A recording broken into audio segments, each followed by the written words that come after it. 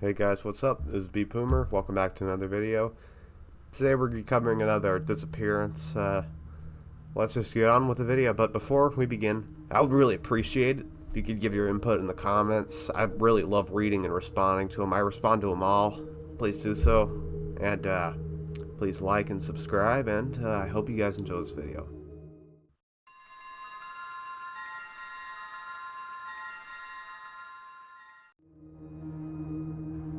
Okay guys, today we're going to be talking about the disappearance of Karlie Lain Gusé.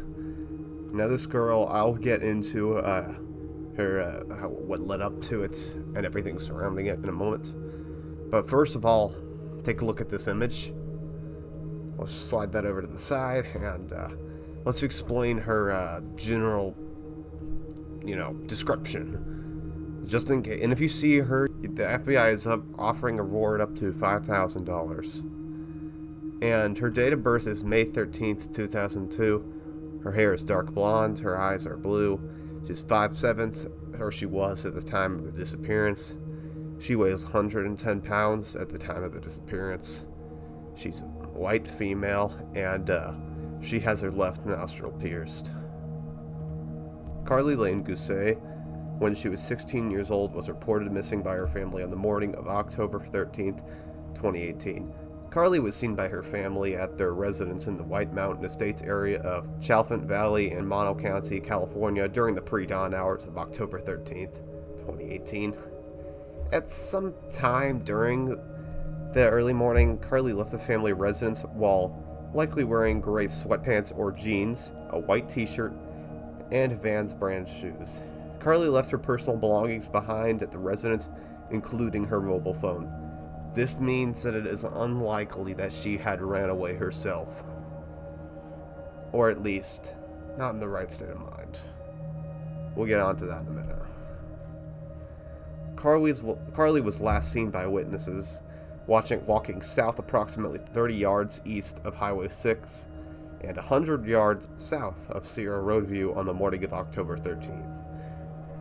A thorough search of the area and subsequent investigation has been unsuccessful in locating her, and she has not been in contact with her family or friends or anybody else that we know of when she went missing.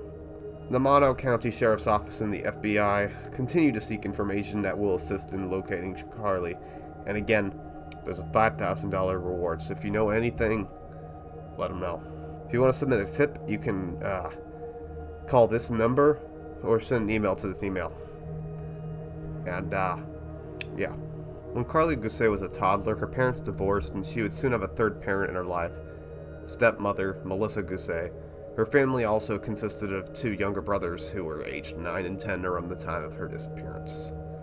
In August 2018, Karlie moved with her father and stepmother to Chalfant, California, a rural community about 650 people, give or take, just east of the Sierra Nevada, between Yosemite National Park and the state of Nevada.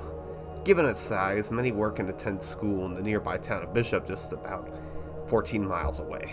The Gusé family lives on Ponderosa Street near White Mountain Estate Road.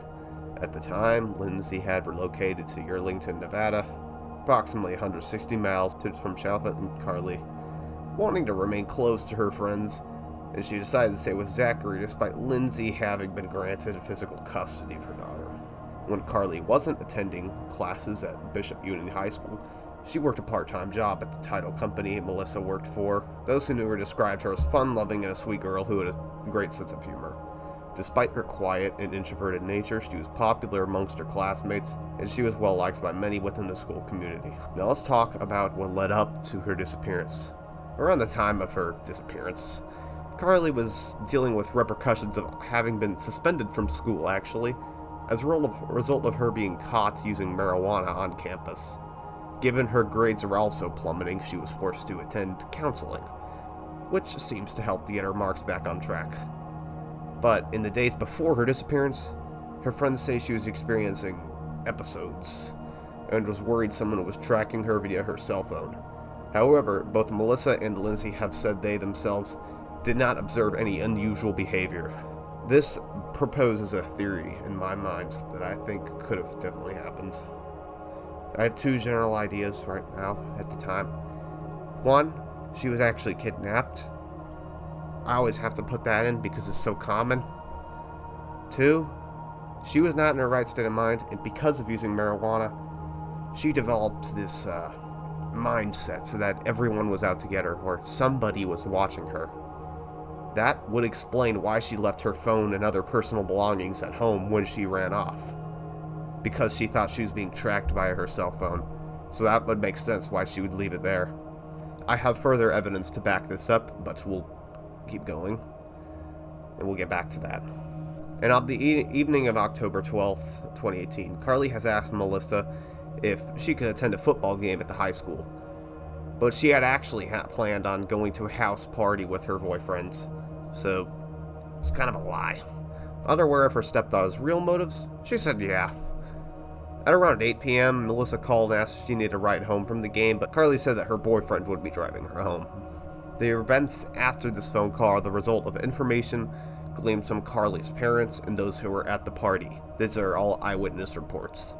According to attendees, Karlie began to panic and became frantic, and is said to have been near impossible to console. At 8:30 p.m., she called Melissa and asked her to pick her up from the trailer park where the party was being held, saying, "Never mind, hurry up, I changed my mind, come get me. I'm booking it down Dixon Lane, hurry, hurry, I'm scared." Worried, Melissa drove to the area, noting that Karlie hadn't wanted to get off the phone and had been adamant about being picked up as soon as possible. When Melissa arrived at the trailer park, she had found her stepdaughter was nowhere to be found. While searching the area, she spotted a small light and found Karlie almost a mile away, running down the street and using her cell phone to guide her way. When she spotted Melissa, she jumped in the car and told her she was very scared. Throughout the drive home, Karlie vocalized her fear that the car would kill her, and she changed seats numerous times. This is a clear sign that she's not really in the right state of mind. She believes everything is out to get her at this moment in time, which is, I believe, what led up to my theory, and this makes my theory all the more plausible. To try and calm Karlie down, Melissa served her dinner when we got home, a salad, which she actually referred to as the devil's lettuce. While her frantic behavior had died down, she still appeared pretty damn anxious, disoriented, and paranoid, and she eventually admitted to having smoked weed while at the party. This led Zachary to believe she may have had an adverse reaction to the drug, as she hasn't smoked in some time, but both he and Melissa felt she wasn't in immediate danger and did not drive her to the hospital.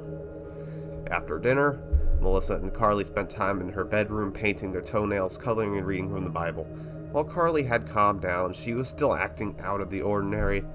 So Melissa took out her own cell phone and began to secretly record her, with the intention of showing her stepdaughter how she acted when she was high. In the 8-minute 45-second video, Karlie can be heard saying she didn't want to sleep in case she was killed, and she asked Melissa if she would call 911 before something bad happened to her. After the video is recorded, the pair spent a while chatting between 10:30 p.m. and 3 o'clock a.m. before both falling asleep. Unfortunately, I can't get the video, but let's move on. The family's movements on the morning of October 13th have been placed under intense scrutiny after Melissa admitted to Dateline NBC and Dr. Phil that she lied about her initial actions. Initially, she'd said that she'd gone about her usual routine, waking up at 5:45 a.m. and getting the kids ready for school. However, actually, when she opened Karlie's door, she found that she was not in her bed and Zachary hadn't seen her that morning. That was a lie, apparently.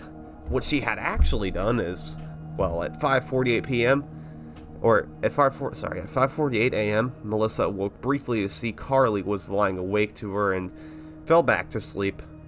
At 7:15 and 7:30 a.m., she woke to find Karlie was gone and that the front door was slightly ajar.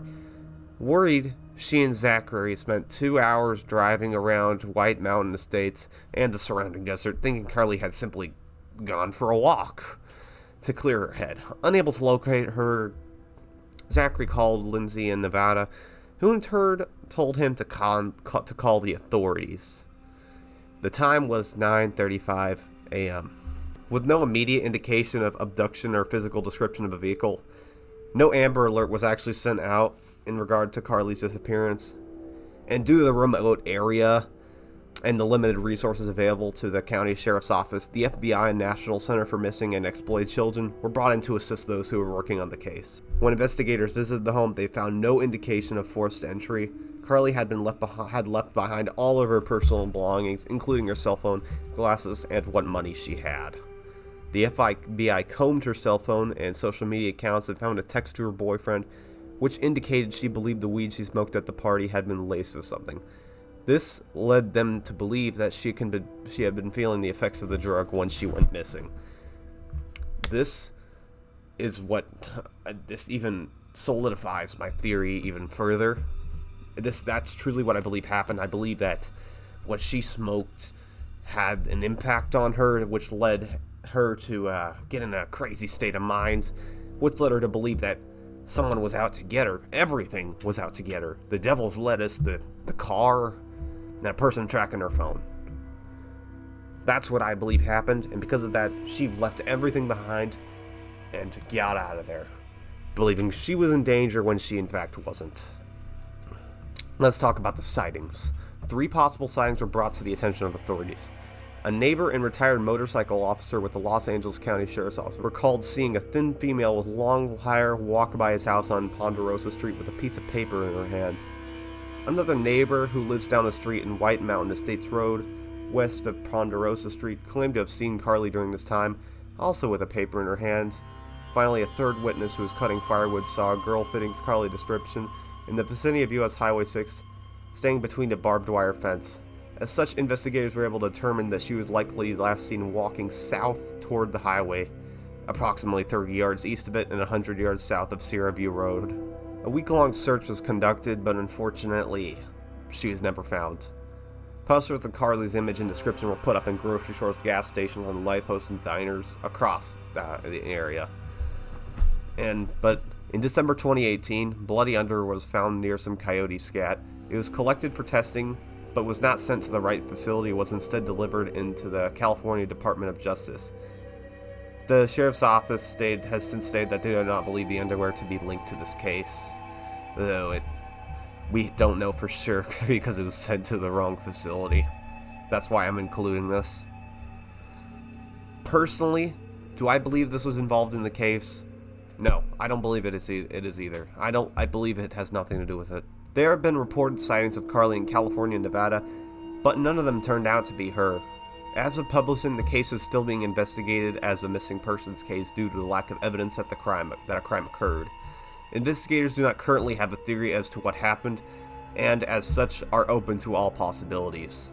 You can kind of get an idea of what really happened. I'm not here to, start spreading shit, but my theory still stands. I believe it's pretty solid. I think that is what happened, in my opinion. I believe she smoked it, she went a little crazy, she thought everything was out to get her, when in reality, nothing was. I believe she walked out herself. I don't believe anybody else actually took her. I don't believe anyone else, I don't believe there's any crime committed. This here is not a crime. This is just a lady walking out in her absent state of mind. Now, before I end this video, there is one more thing I would like to talk about, and that is this video, which is an alleged sighting. And whether or not this is an actual sighting or not, we don't know. We don't know too much information. We see him call 911 later on to report this incident, but let's take a look.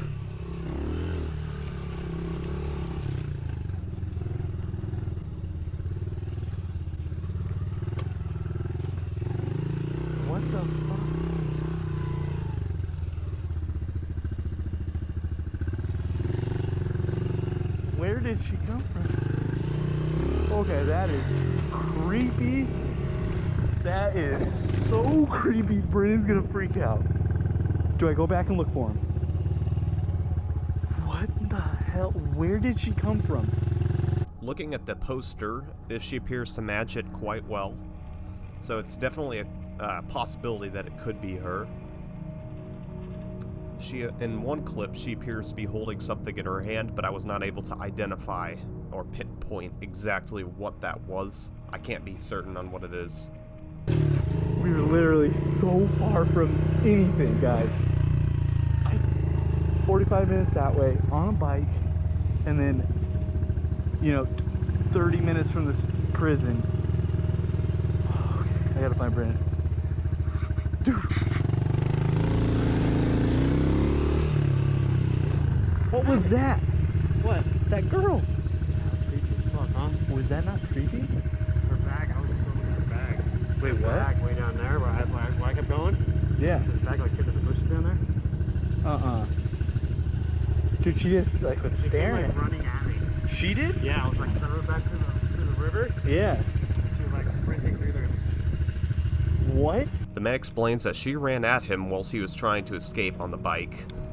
The location was relatively similar to where she disappeared, so this could very likely be actually her, but we have no way of knowing. This was reported on the phone, but this video was uploaded by Joey Mac 420, so be sure to check him out because all this footage belongs to him. And that's all I really have to talk about, guys. I hope you guys enjoyed that video, really do. It was a fun topic to cover, and I thought it was really interesting. Hope you guys enjoy. Subscribe, like, comment down below. I love reading your comments. And see you guys in the next one. I'm Bpoomer. Goodbye.